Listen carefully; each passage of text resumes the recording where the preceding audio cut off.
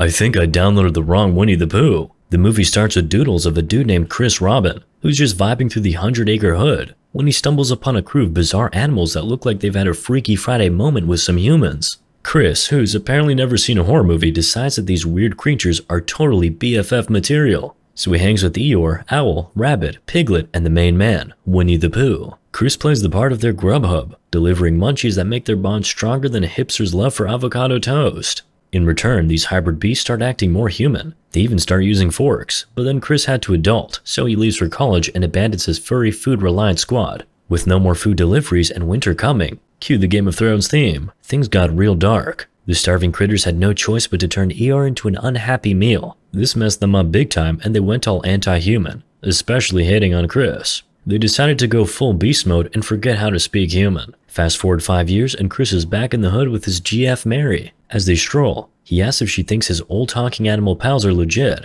Mary gives him that "I'm humoring you" look and tells him she thinks they're about as real as a unicorn's Tinder profile. Soon enough, they find the creature crib, which looks like it was hit by a hurricane of sadness. Chris gets all worried while Mary starts to get creeped out. She spots a human skull, yikes, and they almost trip over Eeyore's grave. But Chris is still in denial. They reach the old playhouse, which seems way bigger than Chris remembers, and now features a bull skull that screams, "Vacate the premises." Being brave or clueless, take your pick, they head inside. Mary finds a torn up drawing of Chris and her spidey senses start tingling. But before they can nope out of there, they hear someone coming and hide like it's a game of hide and seek gone wrong. They wait until it's darker than a blackout tattoo before trying to make a break for it. Just when they think they're in the clear, Piglet goes full ninja and puts a metal chain around Mary's neck. Chris tries to bargain, but Piglet's having none of it. Chris hides in terror, only to find himself trapped between a vengeful Pooh and chain-wielding Piglet. Talk about being caught between a rock and a crazy place. The boy sobs like a broken espresso machine, saying he was forced into the brutal world of college. He regrets ghosting them, but honestly, who could resist those student discounts? Despite this, Pooh and Piglet become ride-or-die buddies. Chris realizes that his friends have gone through more changes than his Facebook relationship status, and that he, along with many others, might end up forced fertilizer. News of mysterious disappearances in the forest spread like a meme, and the media warns everyone to stay the heck away from that 100-acre disaster zone. Enter Maria in the middle of a therapy session. She tells the therapist about her life, which is currently more chaotic than a Black Friday sale. The therapist advises her to escape reality for a bit and find her zen in nature. So, like any logical person, Marie and her friends book a cabin in the woods, the notorious 100-acre wood. A fantastic spot if you're into terrible decisions. The group of college students arrives at the cabin, which is more pimped out than MTV Cribs, complete with a swimming pool. Jessica, the resident tech hater, demands they surrender their phones like they're in a hostage situation. Time for some good old-fashioned face-to-face bonding. No ghosting allowed. They all laugh about their flaky friend, Tina, who's mastered the art of last-minute cancellations. Meanwhile, Tina stands by the 100-acre wood sign trying to call her friends and ask for directions like it's 2003. With no reply, she wanders into the forest and bumps into Winnie the Pooh, who's less honey-loving and more psycho. She bolts towards an abandoned garage, channeling her inner Usain Bolt. Tina thinks she's safe, but she's more wrong than a flat earther. Pooh gets a hold of her and goes full horror movie mode, turning her into wood chipper confetti. After settling into the mansion, Maria shares a traumatic story with her friends. Let's hope they can stick together and avoid any more run-ins with the bear who's lost his chill. When Maria shares that she's on the upswing, her friends flash cheesy grins, making her wonder if they're secretly a pack of Cheshire cats. Meanwhile, Pooh, taking a page from a darker, less Disney-fied playbook, has Chris suspended from the ceiling of his den. Pooh's punishing him for ghosting their friendship, like a really intense episode of Black Mirror. As Pooh reminisces about the good old days when Chris swore never to abandon him, a tear rolls down his cheek. But much like the weather in England, his emotional state quickly changes to rage. Using strands of Chris's ex-girlfriend's hair, Pooh fashions a whip, proving he's resourceful and mad. Pooh then presents the skeleton of Chris's dearly departed Boo, which leaves him a blubbering mess. Later, while strolling through the woods with a casual human skeleton, Pooh hears a bumping party at the girl's cottage. Meanwhile, Larry's chillaxing in the hot tub, taking selfies for the gram, because let's be real, detoxes never work. Scrolling through her snap, she notices a creeper in the background. Jumping out of the tub, she searches for the photobomber but comes up empty. Chalking it up to her friend's prankster tendencies, she hops back in. As Lara's vibing in the tub, she doesn't notice Pooh and Piglet's stealthy approach. Suddenly, Piglet channels his inner Jason Bourne, knocking her out with a cloth. When Lara comes to, she's all tied up in a chair with Piglet by her side and Pooh behind the wheel. She pleads for mercy, but Piglet's colder than a polar bear's toenails. signaling Pooh to start the car and go all fast and furious on her noggin. Hearing Lara scream, Alice and Zoe race outside, quickly followed by Maria and Jessica. The girls find the car door wide open in Lara's not-so-photogenic head. Cue the freakout. Rushing back inside, they find a message on the glass doors that basically says, "Get out." Spooked by a sudden crash, they cautiously explore the house, only to find Pooh outside, brandishing a knife like he's auditioning for a horror movie.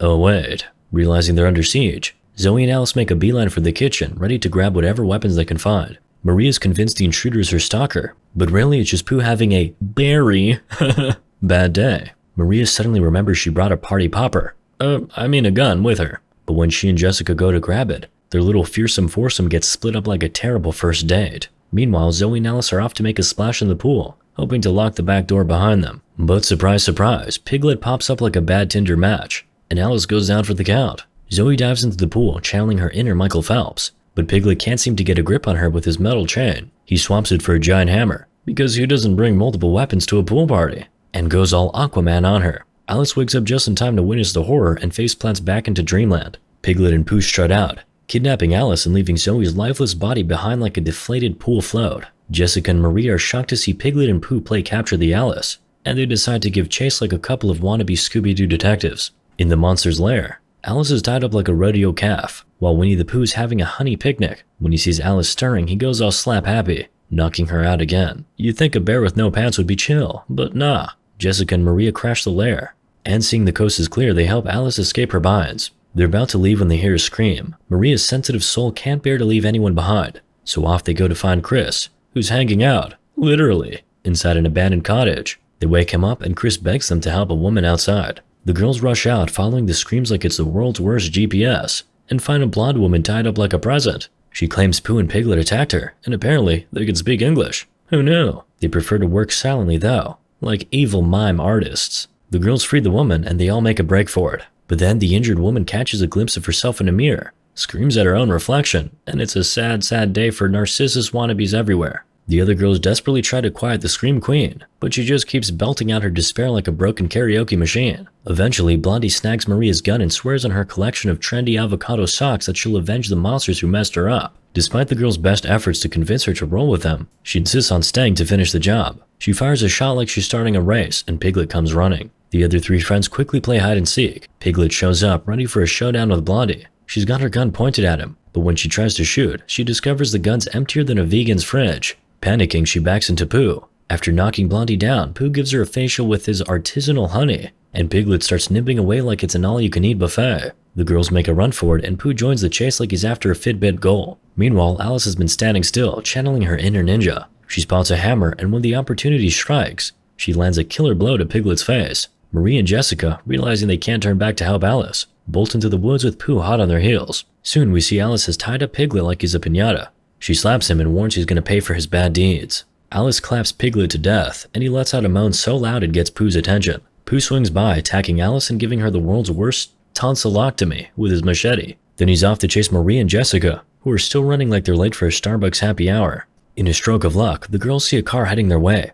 A group of hillbillies step out and Marie and Jessica try to recount their ordeal. The men look at them like they've just confessed to owning a flip phone, wondering if they're high. But then they spot Pooh and decide to teach him a lesson. Marie and Jessica seek refuge in the car, warning the guys, but they just roll their eyes. The hillbillies surround Pooh, roasting him harder than a celebrity in a Comedy Central special. They start to beat him up, but Pooh doesn't even flinch. He's like, "Is this all you got?" and proceeds to break their arms with one slap. Then he goes all Mortal Kombat, finishing them off one by one. Pooh heads for the car, and Maria decides to play Grand Theft Auto, running him over. But Pooh is one resilient bear and clings to the car like a stubborn bumper sticker. Maria loses control and they crash. Dazed, Maria watches helplessly as Pooh drags Jessica out and gives her a gruesome makeover. Maria does her best to fend him off, but he's just too powerful. Just as Pooh is about to deliver the final blow, Chris swoops in like a superhero and smashes into Pooh with his car, saving Maria. Chris rushes to help Maria while Pooh is wedged between the cars, reevaluating his life choices. Pooh gets his bearings back as Chris helps Maria up. Unfazed, the monster pushes the car aside and grabs his knife. He snatches Maria by the hair,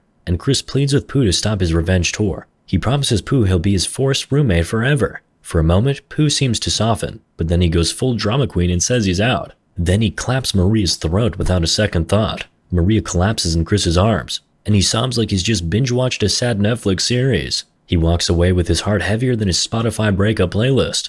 as Pooh continues to stab Maria's lifeless body. Finally, the film wraps up with Chris escaping into the woods, leaving us to wonder if he's off to find a better script. Moral of the story? What the frick?